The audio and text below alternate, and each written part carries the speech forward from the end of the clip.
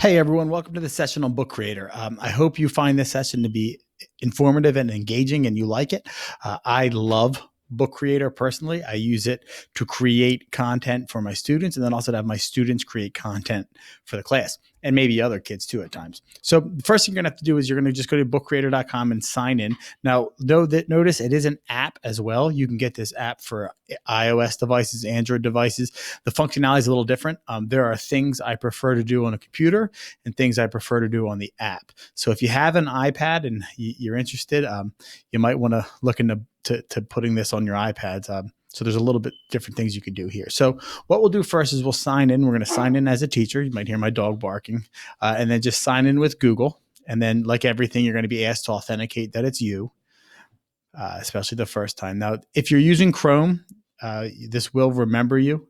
So there's no need to do this every time unless you clear your history or cache, which if you haven't done that in a while, I suggest you do because it's probably taking up memory and making your computer slower. All right. So once you're here, you can see these are the books that you've created. If you don't have any books yet, your shelf is empty. Right now, I have 5 of 40 books. We get 40 books that you can have. Just so you're aware, if you click on these 3 menus, it shows your library. So this is like my private library that I've created. This Giving It a Shot library. Was one that I had students do. This is where students were practicing. And notice like you can actually have people edit. You can collaborate on books. So this is one that 2 of my students started working on last year. 2 girls did a really nice job with this one, right? So you have libraries and you have books. So you can create a different library that you can share libraries with people. If you want to make this a public one, or you can archive it.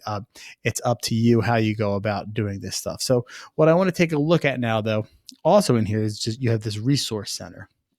So any ideas, tips, whatever it might be, like if you look over here, I have social studies. So I can look if you teach social studies. If you teach art, right down there below you has art. You can look at a whole bunch of different ideas on how you might implement this and use these in your classrooms. But I want to show you the nuts and bolts of creating these ebooks or these creating with Book Creator. So before I do that, again, I want to go back to my right library. I'm going to go back to my books. And it's pretty self-explanatory. You're going to simply click up here in this new book section. And then right away, you can choose amongst a couple of different settings, right? So portrait would be like your traditional one. Square book is kind of popular. Like I think of we do when we go on vacation and then we get the memory books of all the pictures. They're usually square books. And then the other one would be landscape, which I think of more for younger students, which I think is what actually I'm going to create a book today. I'm going to start to create a book today that I'm going to be using. My son's 4th grade teacher is going to use. So I think I'm going to go with this landscape. You also, if you notice right down below, there's 3 different choices for comic books. So you can use this to create comics or graphic novels, which is an awesome idea. The more students can say in pictures, I think the cooler it is. So let's take a look at this. I'm going to choose my size first. I'm going to choose landscape. And right away, it'll bring up this blank canvas, and you can see that this is your cover. All right, this is your cover. And if you look right up above me, I have all these different editing tools. I can go ahead and I can add different things through here. I'm going to pull my picture out of the way. Right. So I can import, if you look, media from different places. If I click on my little import, I can search for Google Images. So the book that I'm going to be helping these students with is about World War II. So see if I can come up with something from World War II that might be helpful. So you know what? I kind of like this idea of peace. So we're going to put this on here. And we're going to see that it's the end of the world or end of the war. So you can import. Notice when you import things, you can import from Google Images. You can import from Google Maps, which is really cool. I'm going to show you how to do that in a little bit later on. You can import files from your own computer. You can upload files. Since Book Creator is so integrated with Google, you can import right from your Google Drive. You'll be asked to authenticate again. Just to connect to your drive so you're connected. And then you can go ahead and you can embed resources. You can embed web pages. You can embed YouTube videos. Really great stuff here, what you can do. All right. So right now, I'm just going to kind of resize. If you look here, when you click on your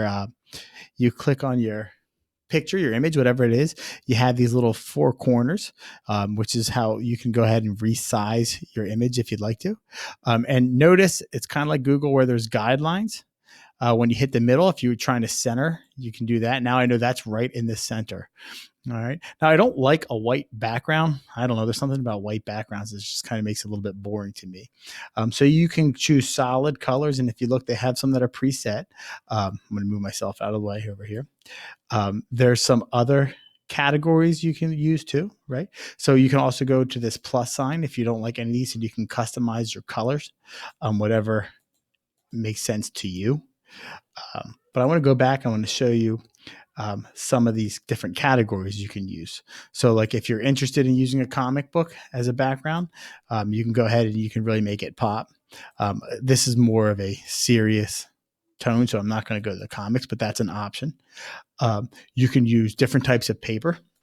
So if you have like a math one, you want to use graph paper, that's fine. If it's in music, you have noticed the staffs there. So you can actually kind of write music here if you really wanted to. There's different borders, right? So depending upon what you want, you can just play around and choose the different borders. And then there's patterns and textures, which is really cool. Again, these are just things that makes it look nicer. And don't overlook the importance of aesthetics. Kids will really, if the more you put into it, the more likely they are to be interested in it.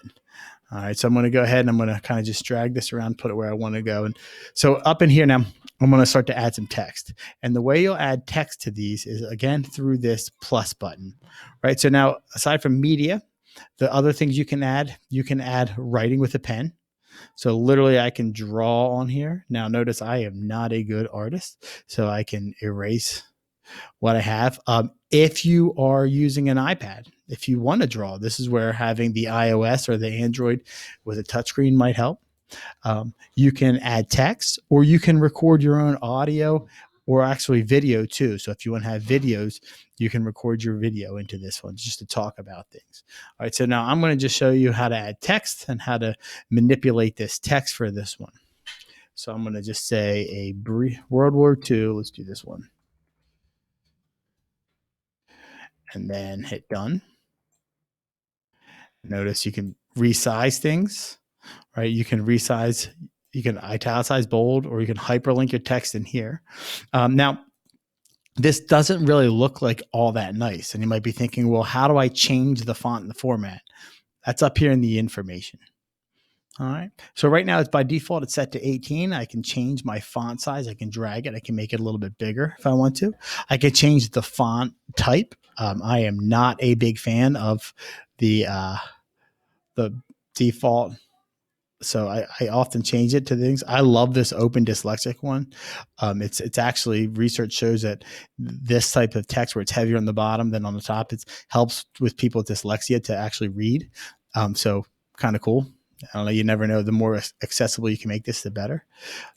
You can also, in this information, you can change the color of your text.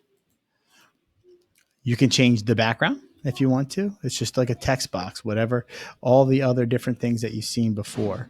You can shadow your text. I love that one. And then if you start to layer things on top of each other, you can choose what goes in front, what goes in back, just like you would on a slideshow. Or a Google slide, right? So I have my text. Now what you're going to do simply to go add a new page is you're just going to click this little arrow to the right. And now you see you're on page 2 of 3. And the same things that you have from before. You can change the page layout if you want to. You can start to add different things in here if you want to. So for our purposes here, I'm going to add a map, and I'm going to say, I think where are we searching? Copenhagen, Denmark, because the story that we're reading is in Copenhagen, Denmark, and I'm going to click select,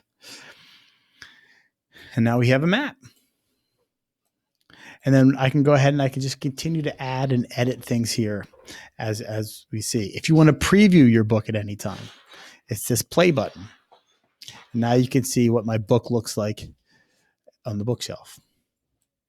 All right, books can be read to you.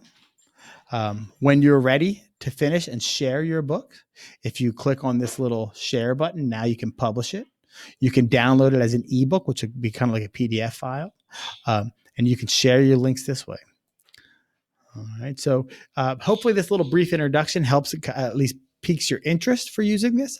And you can, I'll have other tutorials and quick little videos on how you can go about using the specific tools and create. There's also links in the documents that give you step-by-step directions. So whatever you need for help creating this, please don't hesitate to reach out and we'll get set up and get you going. Good luck.